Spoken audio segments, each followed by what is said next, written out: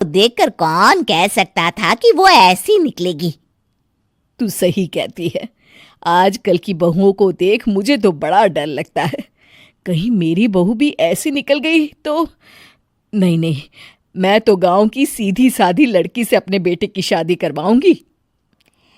इस तरह एक दिन गायत्री अपने बेटे की शादी गांव में रहने वाली मीना नाम की लड़की से करवा देती है।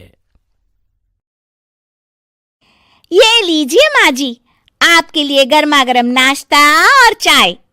अरे वाह बहू, सच कह रही हूँ, जब से तू इस घर में आई है मुझे तो बड़ा आराम है। तेरे जैसी बहू तो किस्मत वालों को मिलती है। का माँ जी, अब इतनी भी तारीफ मत करिए ना। धीरे धीरे मीना गायत्री की चहेती बन जाती है और मीना भी गायत्री को कभी शिकायत का मौका नहीं देती थी। फिर एक दिन, ये ले बहू, आज मैं बाजार से तेरे लिए साड़ी लाई हूं। साड़ी देखते ही मीना का मुंह लटक जाता है। का माँ जी, ये भी कोई साड़ी है? ना, मुझे तो बिल्कुल पसंद नहीं आई। अरे लाना ही था तो कोई अच्छी महंगी वाली साड़ी ले आती मेरे लिए। आप तो ये सस्ती साड़ी उठा लाई। मुझे नहीं ना चाहिए आपकी ये साड़ी, आप ही पहनिए इसे। अरे ये क्या बहू, तू तो आजकल कुछ ज्यादा ही नखरे दिखा रही है। मैं इतने प्यार से तेरे लिए साड़ी लेकर आई हूं और तू है कि उल्टा मुझे ही दो बातें सुना रही है।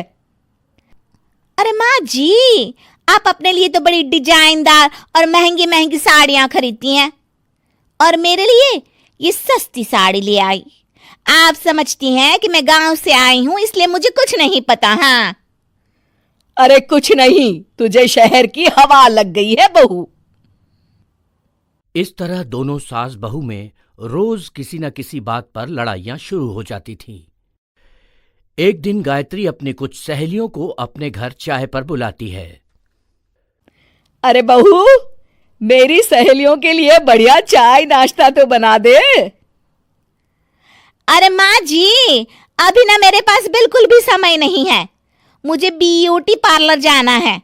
चाय नाश्ता आप ही बना लीजिए। हाँ, तू कब से ब्यूटी पार्लर जाने लगी है?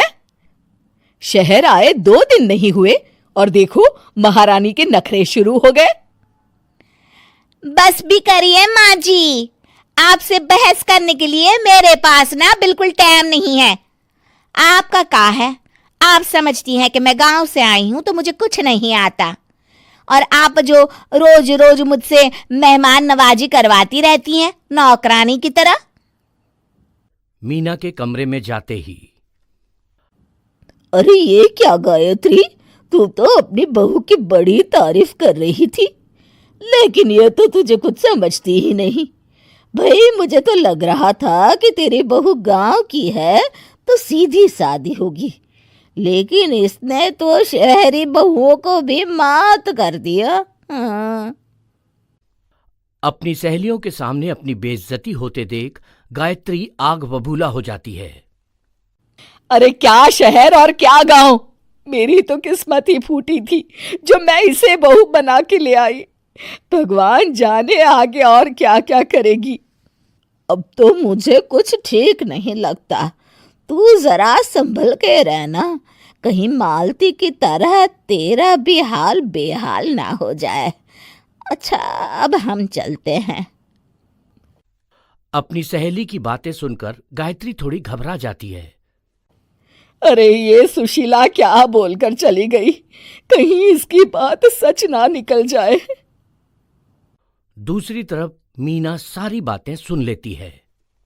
अगले दिन से गायत्री अपनी बहू से कोई काम करवाने से पहले 10 बार सोचती थी। ज्यादातर काम वो खुद ही कर लेती थी। अचानक अपनी सास में आए इस बदलाव को देख मीना, लाइए ना माँ जी, मैं कर देती हूँ ना काम। एक बात पूछूं माँ जी, आजकल ना आप बड़ी चुप चुप सी रहती हैं और अब मुझसे झगड़ना तो दूर, मुझसे खुल के बात तक नहीं करती आप। कुछ नहीं बहू, ऐसे ही। मीना अपनी सास की मंशा भांप जाती है और मुस्कुराते हुए कहती है, अरे माँ जी, चिंता मत करिए, मैं आपको घर से नहीं ना निकालने वाली। ये डर आप अपने मन से निकाल दीजिए। अरे छोटे मोटे झगड़े तो हर घर में होते रहते हैं, चाहे कुछ भी हो जाए, आप मेरी सासू माँ हो। मैं तो जिंदगी आए हो, 2 प्लेट मेरे बच्चों के लिए भी पैक कर दो।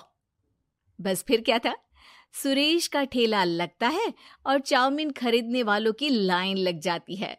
तभी वहां से गांव का साहूकार होकर गुजरता है।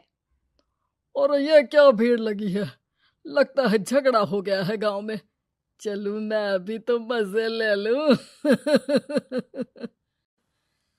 अरे कहाँ है, इतनी भीड़ लगी है यहाँ, लड़ाई हो गई है क्या? अरे साहूकार साहब, ना ना ना, कोई लड़ाई ना हुई है। ये तो सुरेश की दुकान है चाउमीन की, हम लोग चाउमीन खाने आए हैं, आप भी खाइए ना। साहूकार चाउमीन खाता है और सुरेश की तरफ देखता है, जो सारे दिन के पैसे गिन रहा होता है। अरे सुरेश, क्या लागत है इस काम की?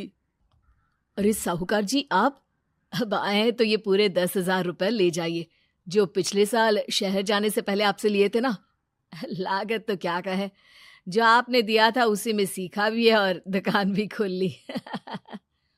अरे पैसे इतने जल्दी, क्या जरूरत थी? कैसे जरूरत नहीं थी साहूकार जी, इतना मोटा ब्याज कहाँ से भरते।